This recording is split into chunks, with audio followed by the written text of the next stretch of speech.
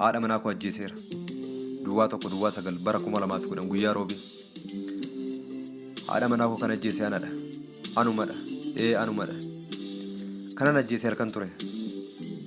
Sababni isaas jiruu koo kan dukkaneessee isheedha.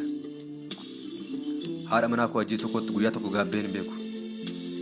Kan na gaabbisu soo jiraate irra deddeebi'ee ajjeesuudha bukii. 7, 8, 9 yeroo 10 osoo ajjeese natti tola. Mee warri duuta yoo agartanitti naaf himaa. Dugungurtee akka hin kaane dhugaa rabbi ammas deebisee si ajjeesa.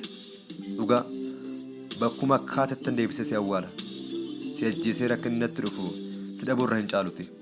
Siin jedheedha jedhaatti naaf himaa. Dhugaa rabbiin siin jedha deebi'ee si arguu hin fedhu. Hagan si jaaladhu ol si jibbe. Jibba kee qabaadhee miti kan ammoo atu ni beekta. Jibbi koo sumadha. Eessa jirti jedhanii yoo na gaafatan deebiin ani qabu hin agarree qofadha. Nama biraa waliin yoo deemtuun arge.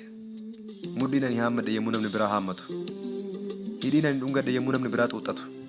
Isheen sana jiraachuu koo dagattee nama biraa waliin yoo jiraattu. Ofummaa koo kanan hin beekne hin bare.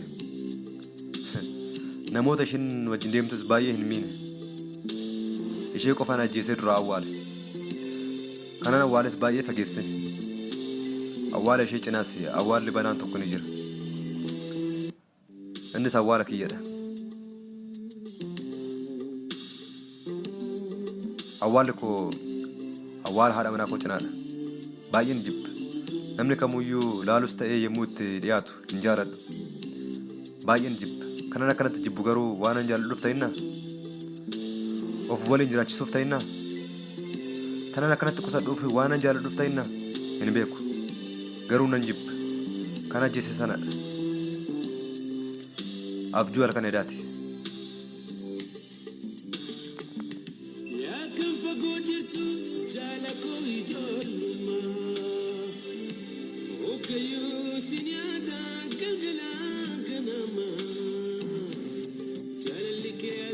Fakkatai